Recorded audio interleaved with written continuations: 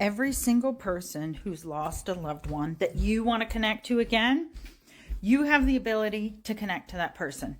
Now, you may not be able to connect to them today, although I think you could within a day or two. And you don't have to be a psychic medium like myself in order to do it. There are super easy ways to start doing it. The first thing, though, you have to actually believe that this is possible.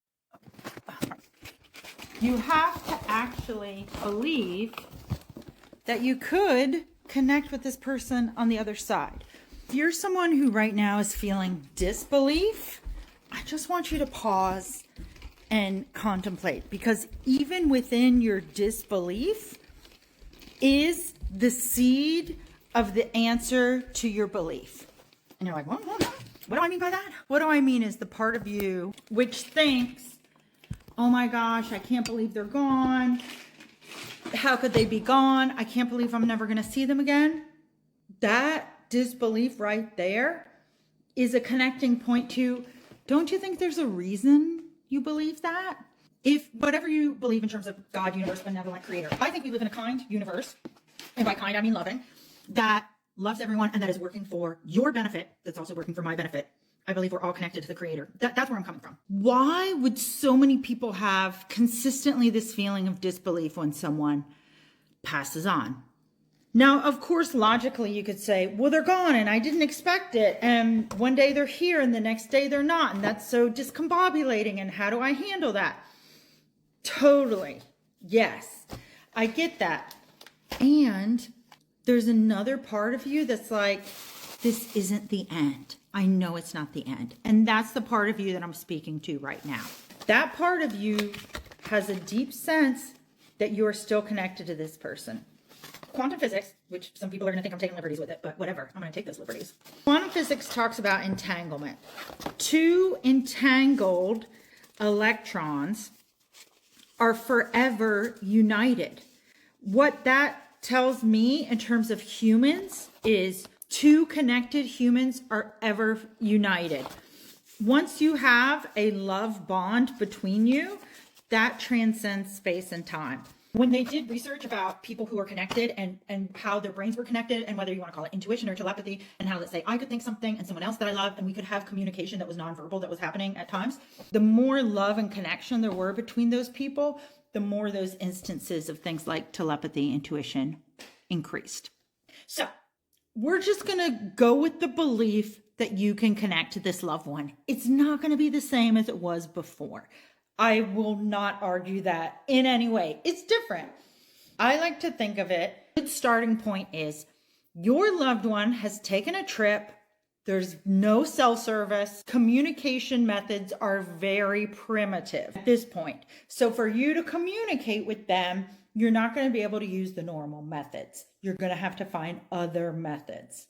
That's the belief framework that I want you to lay down for yourself right now first. Second, if the normal modes of communication, I call somebody up and talk to them, I send them a text, I see them in person. If the normal methods of communication are not going to work, then you have to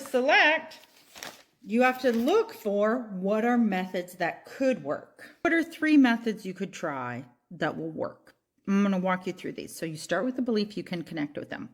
First, are there any symbols or signs or animals that either they were really into or you two felt a connection with? I've known people that when they see a certain kind of bird, it connects them to their loved one. When they see a certain kind of insect, a butterfly, a dragonfly, turtles, dolphins, bluebirds. Oftentimes, if you and this person have a known way of, every time I see a bluebird, I know it's my mom talking to me. Every time I see a turtle, I know it's my dad or my cousin. Having that type of interaction is a way of allowing them to send you the sign. They love you, they care about you, they're sending you the information. Now, if you don't know what this sign is, what I would do, if there's not a thing that immediately comes to mind of like, oh yeah, we both really loved mountains. So every time I see a picture of a mountain, I think of her. Or we both really loved ice cream sodas. Is that what that's called? A soda float? Anyway, if nothing comes to mind immediately, Give yourself the next 3 days to be open to what could be a sign from my loved one that's letting me know that they're communicating with me, a sign that you see in your daily life. The next method, number 2, your dreams. And I have a whole dream interpretation class. So if you want to go deep into this and have me really like step by step teach you and guide you through it and troubleshoot with all the questions, reach out. I can connect you to the class. Ask yourself before you go to sleep that you would like to see them in your dreams tonight. And set that intention every night for 3 to 7 days until you dream of them. And just start paying attention and remembering your dreams to notice what are the dreams that you have with this loved one. Some people also, instead of the dream state, prefer to do this in a meditation. So you could do a meditation where you're visioning that you're going to talk to this person in some in-between space in the spirit world. That's a great option. The third thing, and this may even be easier than the dream one, so maybe I should have mentioned this second instead of third. Use the radio, the TV, movies, whatever. Let there be a receptivity in you, an openness to seeing signs and hearing messages from them in this type of thing. Now, you may have heard it's very common. My mom used to say, oh, her dad would turn on the radio or make the radio play when no one had turned it on, and then it would kind of shut off again. That was his way of saying hi to my mom after he passed on. You may have heard it's a common thing that people will say, oh, the lights flickered or the radio turned on. A lot of us don't have just a radio player in our house anymore. But I recommend when you're playing whatever music player you're playing or watching TV, scrolling through here, have the intention that you're going to see a message from them and be open and notice it.